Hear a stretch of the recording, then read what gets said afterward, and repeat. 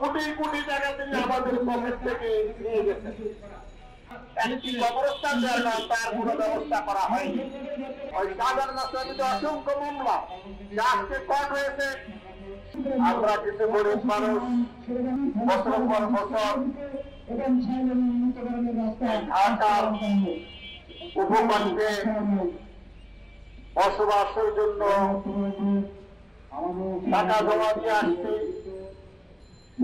আমরা পর্যায়ক্রমে যখন টাকা দিয়ে আমাদের শেষ হয়ে গেল ভূমির টাকা, বলল যে আপনাদেরকে এখন দিতে হবে উন্নয়নের টাকা।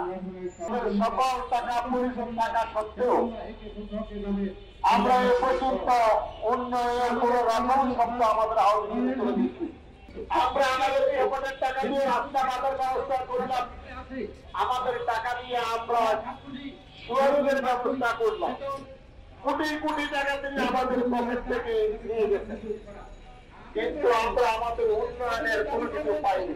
অনেকের রেস্টি নিয়েছে কিন্তু সেখানে ভূমি নেই, অনেকের রেস্টি নিয়েছে দাগ এক জায়গায়, রেস্টি নিয়েছে আরেক জায়গায়, ভূমি আরেক জায়গায়।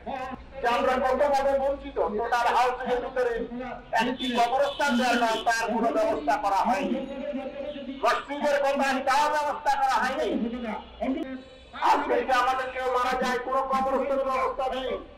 আমরা পাশের গ্রামের মানুষের সাথে তাদেরকে ধরে অনুদান করে আমাদের সেখানে গিয়ে দাপন করতে হয়।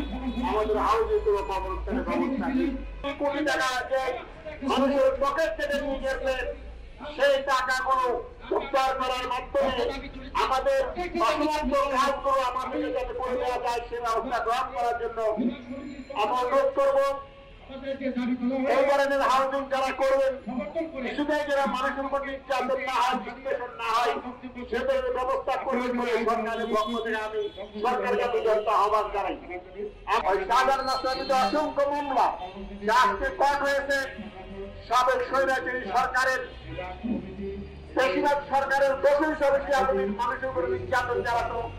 আজকে যেহেতু একটি ন্যায়ভিত্তিক ইনসাফ ভিত্তিক জনগণের সরকার প্রতিষ্ঠিত হয়েছে, আপনাদেরকে আমাদের সহায়তা করার আহ্বান জানিয়ে আমাদের অধিকার ফিরে দেওয়ার জন্য আমাদের ব্যবস্থা গ্রহণ করবেন সেই আশা প্রত্যাশা আমার বক্তব্য আমি শেষ করছি।